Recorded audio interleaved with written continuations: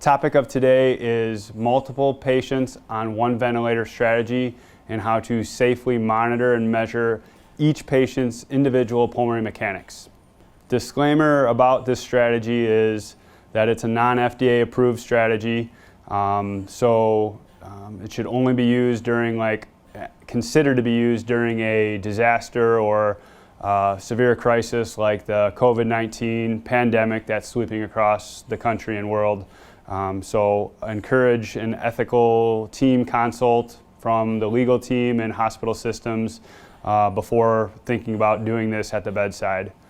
So one of the rebuttals to using this strategy and the main point of a joint consensus statement that was put out on March 26, 2020 was that there is, I quote, a challenging, if not impossible, way to monitor individual patient pulmonary mechanics. So the key to that people are not considering or utilizing or taking advantage of is a strategic clamping technique that we're going to show today, and which is really the point of how to do this safely.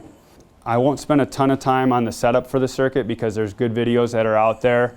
But a high-level overview of this strategy is labeling the circuits, patient A, patient B, patient 1, patient 2, etc., and the utilization of bacterial viral filters at both inspiratory and expiratory connection points to decrease cross-contamination.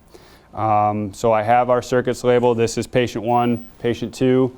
I have a pressure control mode for the purposes of this strategy. Pressure control is going to be superior over volume control so that I can monitor pressures and keep a low tidal volume lung protective strategy in place and targeting tidal volumes of 6 mLs per kg ideally, but within the window of 4 to 8 will keep each patient relatively safe. And then keep plateaus below 30, titrate PEEP FiO2 to achieve oxygenation goals, take advantage of permissive hypercapnia, always provide the minimum ventilation and oxygenation to keep the sickest patient alive. So if we can keep both patients above pH of 7.25, achieve our saturation goals for an ARDS greater than 88, will probably keep us alive and safe and buying time for more ventilators to become available. I would encourage utilizing an inspiratory time long enough so that inspiratory flow reaches baseline or zero to adjust and allow for variation in time constants.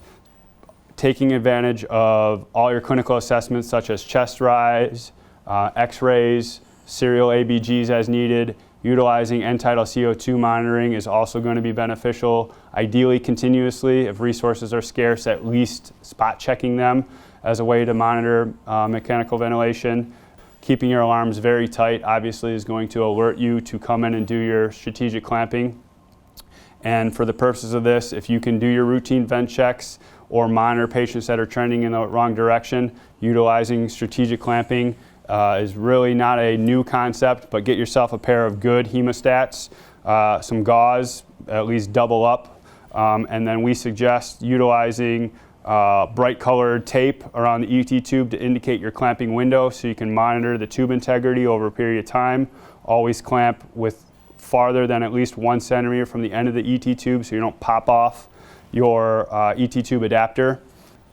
I'm going to take my gauze over my area, and then I'm going to clamp during peak inspiratory phase just prior to exhalation. So I'm going to listen to my ventilator and watch my graphics if I need to. And during inhalation now, just before exhalation, I clamp hard.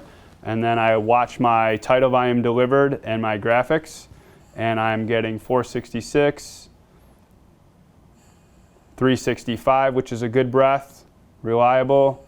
I have a tidal volume of 361 on my vent. 361 on my vent, and I'm confirmed that with my high fidelity mannequin measurement, which is measuring exactly 361 as well. So I'll unclamp, massage my tube, watch the patient, make sure I'm hemodynamically stable, no drop in blood pressure. I'm continuing to re-oxygenate both patients, monitoring, no issues. Now I can document and chart my pulmonary mechanics and calculate out my compliance. If I had to measure airway resistance, auto PEEP, or anything like that, I can do that during that same window of time if I had concern about those, and then flip and do the other patient.